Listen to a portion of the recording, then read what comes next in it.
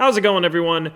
Today we're going to be discussing the cardiovascular system and exercise. So we're going to see how the body will change different variables across the cardiopulmonary system in order for us to carry out physical activity and strenuous exercise. So first, I'll just give a brief summary of what happens during exercise as far as the cardiopulmonary system is concerned.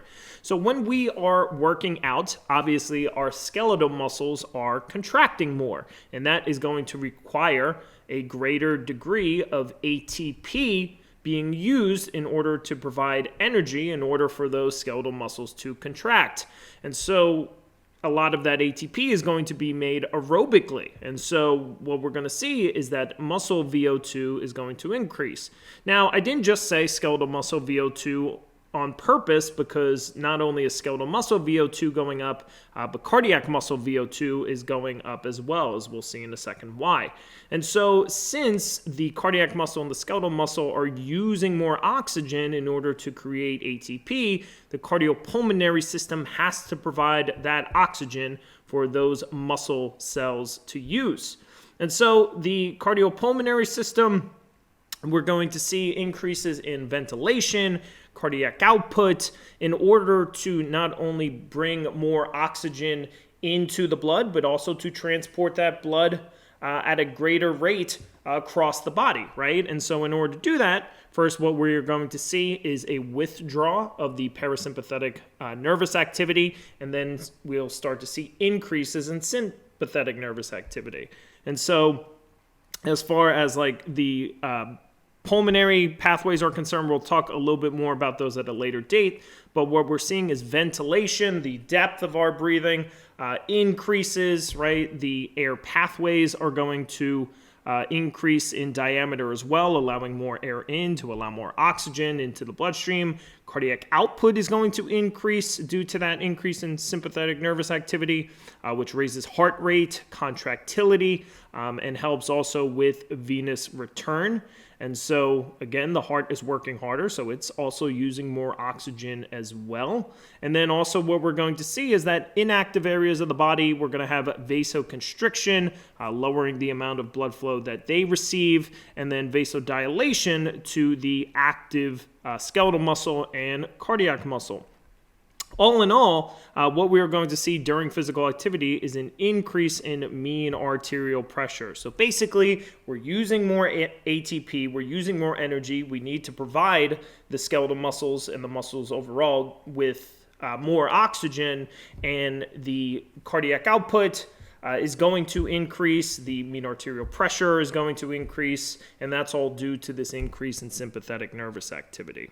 So exercise is what is known as a positive stressor, right? We are throwing ourselves out of this normal resting baseline homeostasis, right? And as we start this physical activity and we begin to exercise, it is going to change the variables of our cardiopulmonary system, which we just discussed. What we're going to focus on today is the cardiovascular response to acute and dynamic exercise. Exercise involving most of the body, right? So think about things like running and cycling and swimming and rowing. And so we're going to talk about how the cardiovascular system is going to respond to exercise. And really that's going to include the central command, so our brain and its regulation over pressure and delivery of blood flow, reflexes which arise from contracting muscles, so not only the muscle mechanoreflex, so the information coming into the brain about the tension being produced and the length changes in the skeletal muscle are going to cause changes in blood flow, basically signaling that, hey, this muscle is active, so more blood flow, therefore more oxygen needs to be delivered. And also at the skeletal muscle cells and fibers themselves, they're going to be using more oxygen and producing more CO2, and that information is also going to be sent to the brain, and in response, that will help to increase blood flow as well. And then we're going to have changes that arise from our arterial baroreflexes, which we discussed in previous lectures. Once you begin to exercise, there is a withdrawal of parasympathetic nervous activity. And so the vagus nerve is going to slow down its action potentials, and that's going to cause a quick and rapid increase in heart rate. And so when we look at the whole entire range of a person's heart rate, from rest to 100 beats per minute is completely due to that vagal withdrawal, that parasympathetic withdrawal. Most of that. And so everything above 100 beats per minute to max heart rate is going to be due to increases in sympathetic nervous activity, norepinephrine and epinephrine binding to those beta-1 receptors at the SA node, right? And this seems to be pretty consistent regardless of the demographics, right? And so what we're going to see is that vagal withdrawal and increases in sympathetic nervous activity are not only going to increase heart rate, but they also increase myocardial contractility. Norepinephrine and epinephrine binds to beta receptors on the cardiac muscle as well, helping to increase calcium release and therefore tension produced by those fibers. So it's going to help raise cardiac output altogether. And then that increase in cardiac output is also going to help increase mean arterial pressure along with some vasoconstriction that is going on across the body. What we are going to see during exercise is both the cardiac function curve and the vascular function curve are shifted upwards.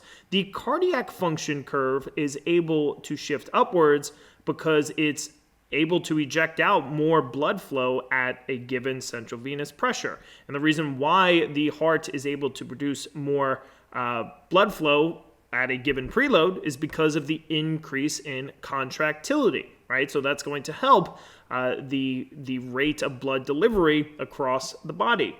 In addition, the vascular function curve also shifts upward. You may remember from previous lectures that vasodilation is going to shift this curve as you see in the figure down below. So we're getting an increase in central venous pressure at a given cardiac output.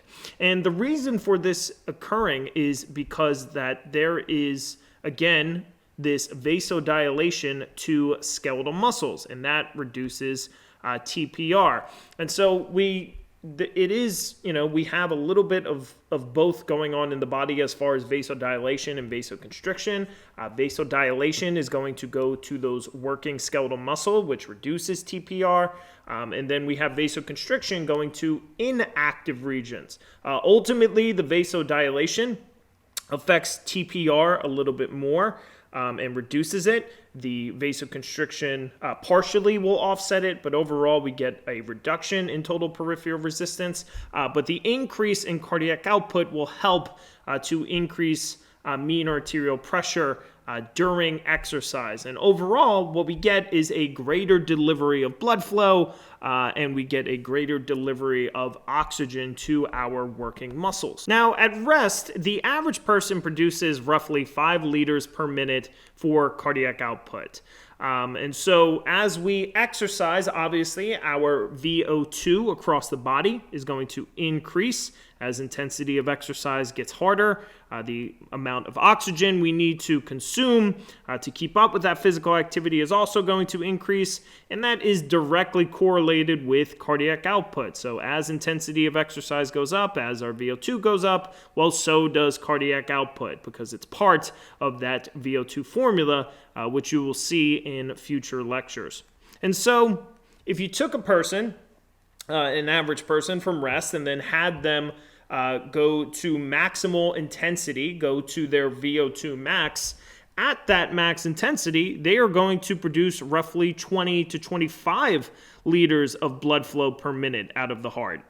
That will be their max cardiac output. So cardiac output is increasing 4-fold, 5-fold, and in athletes, that may reach up to 30 liters per minute or more, right? Depending on how in shape that person is, right? Depending on their level of cardiovascular fitness. And so, what helps to aid this is the sympathetic vasoconstriction of inactive vascular beds. And so organs like the kidneys and the organs of the GI tract, the splanchnic circulation, inactive skeletal muscles, and even skin early in exercise, but as we exercise, core temperature goes up, and therefore you get some vasodilation to the skin occurring to sweat and release some of that heat.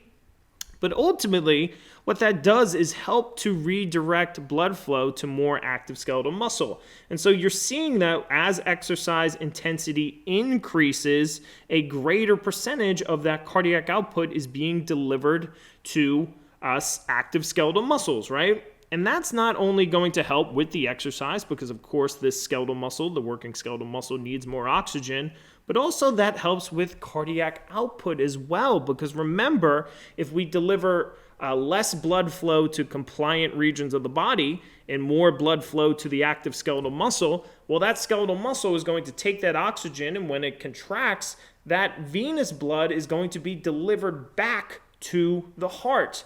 So during exercise, again, we're getting the heart delivering more blood flow, but the redistribution of blood to the active skeletal muscles, not only helps the skeletal muscles to receive more oxygen, but also helps to keep up with venous return to keep cardiac output high, right? And now ultimately, in addition to this redistribution due to the nervous system, there is increases in skeletal muscle blood flow due to the muscle pump, right?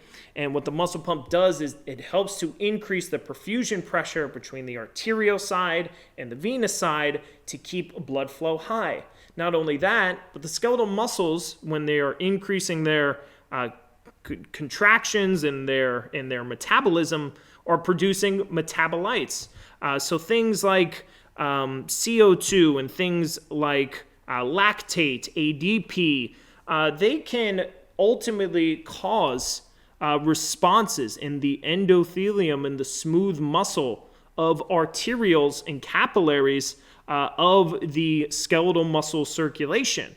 And what we are going to see is, because of this increase in metabolites, we're going to see vasodilation of vessels leading to skeletal muscle cells. So ultimately, we have a lot of changes occurring that are helping to increase blood flow across the body and help to increase the output produced by our heart. Now again, total peripheral resistance is going to be reduced as exercise intensity increases, because as exercise intensity increases, you need to dilate vessels more, leading to skeletal muscle, and that helps to reduce TPR.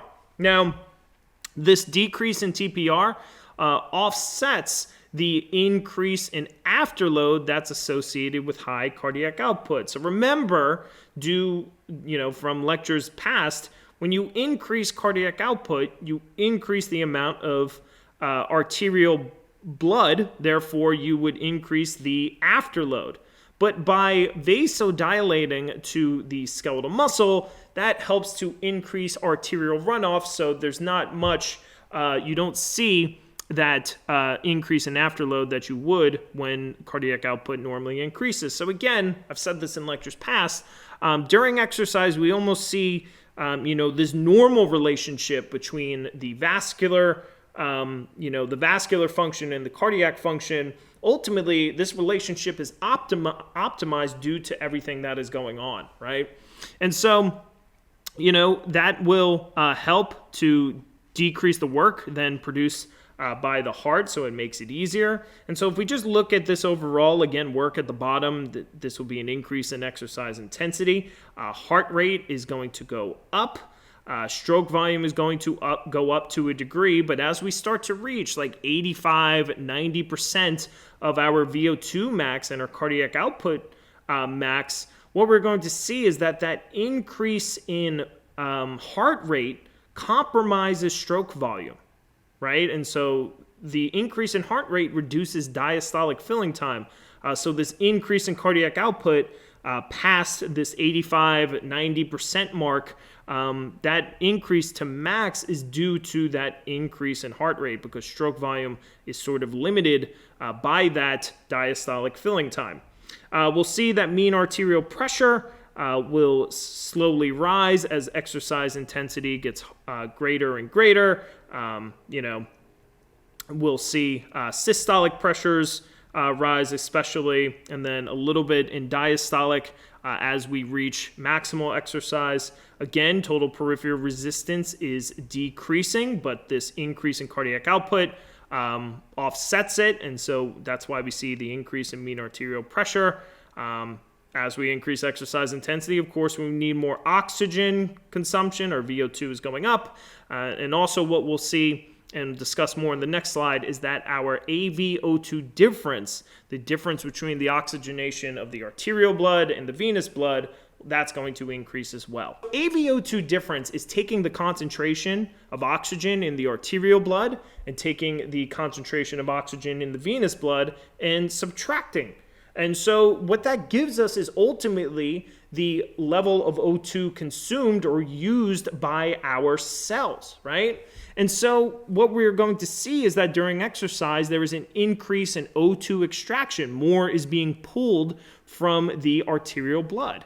And that's due to both the skeletal muscles needing more oxygen. So since they are using, skeletal muscle cells are using more oxygen, that decreases oxygen content within that skeletal muscle cell. So therefore, when blood comes, more is going to be dumped off to that working skeletal muscle. And so when you measure then the venous level of oxygen, it's going to be lower because the skeletal muscles are using more.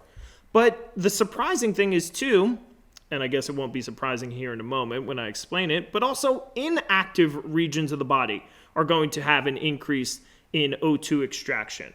And the reason for this is because remember that the visceral organs, the inactive regions of the body, are now receiving less blood flow during exercise. And as exercise gets harder, they receive less and less blood flow.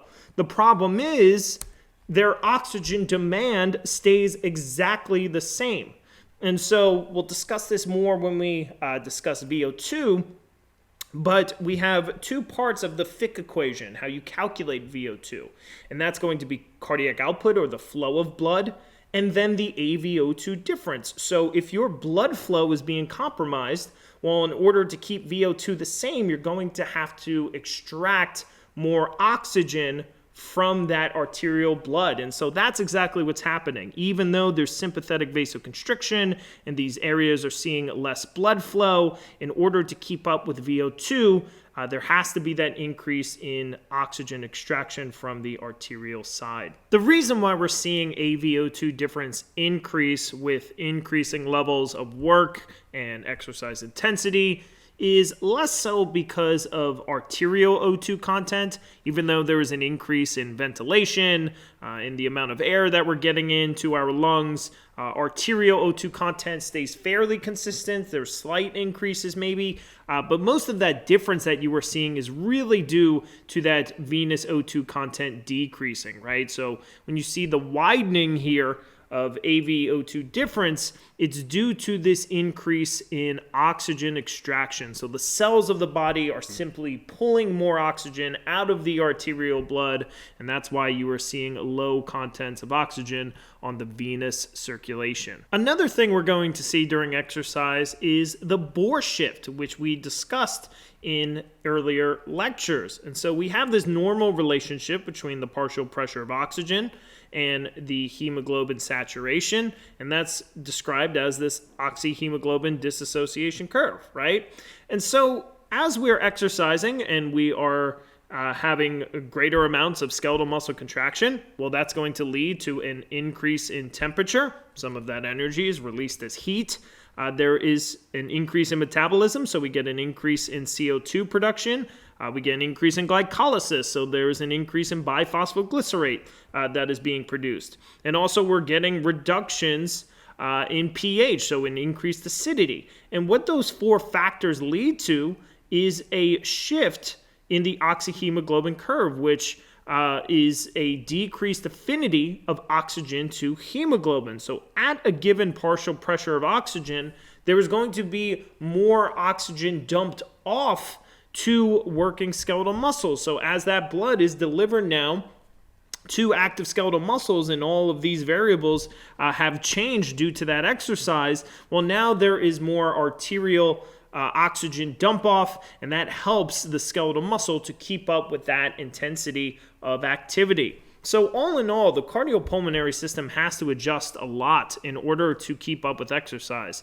There's changes in nervous system activity, there's changes in cardiac output, there's changes in vessel radius across the body, there's changes in VO2 difference, AVO2 difference, and ultimately that helps to increase the consumption of oxygen. It helps to increase VO2 throughout the body, and that is how we're able to maintain exercise and able to maintain delivery of blood flow and delivery of oxygen to our active skeletal muscles. We'll continue this conversation into the next lecture, but ultimately we are consuming more oxygen during exercise. So not only do we need to get more air in, therefore more oxygen in, but the heart and the vessels need to adjust in order to meet this metabolic demand. Thank you guys so much, and I'll see you next lecture.